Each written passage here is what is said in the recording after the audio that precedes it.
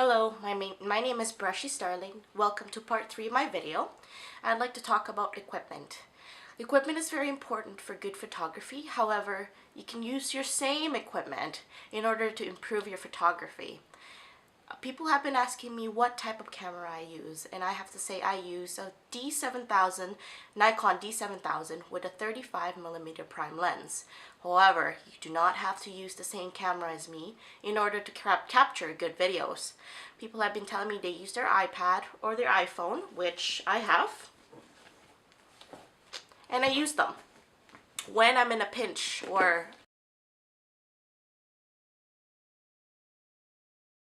of an event, and then I post it on my Instagram.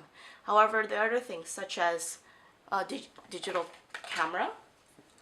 So this is a more fancier version of a digital camera. It's an Olympus with a detachable lens, and on the back, that's how you see things through the picture through the screen right here. Or you can have another DSLR. This is my older DSLR. It's a Nikon D60 with a detachable lens. In order to take good photos, you do not need to have really fancy cameras. It will help to have really fancy cameras. However, you can take really good photos as well with the stuff that you have with you. Just make sure you know how to use your equipment. Learning how to use it, looking up websites to learn how to use it will really improve how you use your equipment and really improve your photos. I do believe that.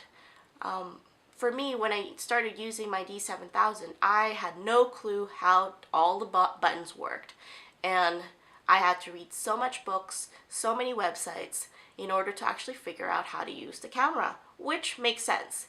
When you have something that it's new, you'd have to read the instructions first and kind of read around or ask people how to use it in order to use it properly, or else your photos, doesn't matter what equipment you use, even if you have a fancy camera, your photos will not turn out good.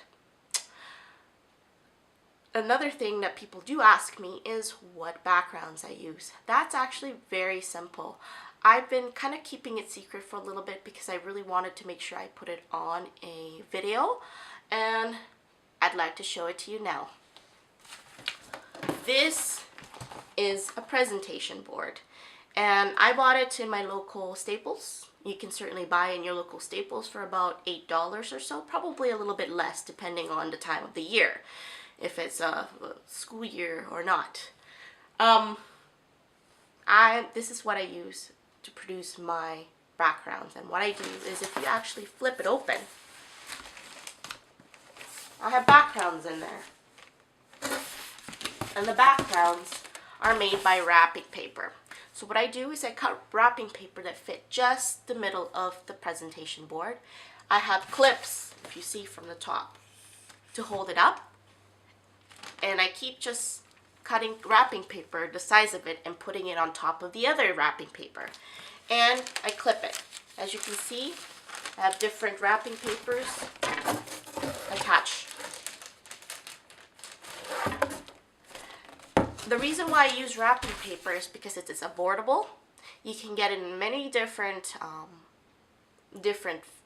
types, and you can get it in different backgrounds, so it makes my background look a lot better without having to pay too much. I bought my background from the dollar store, so I'm sure you could buy background from the dollar store as well using wrapping paper. I do suggest switching over to cloth later on if you have the money, or even start out with cloth if you can. I find cloth will be less glary because there are some wrapping paper that are too shiny and will cause a lot of glare on your photos. It also will not crease or crumple. So if you can, get a presentation board, get a background, cloth if you want, or actually just use the presentation board. It's a white background, which means it will make your pictures look a lot better.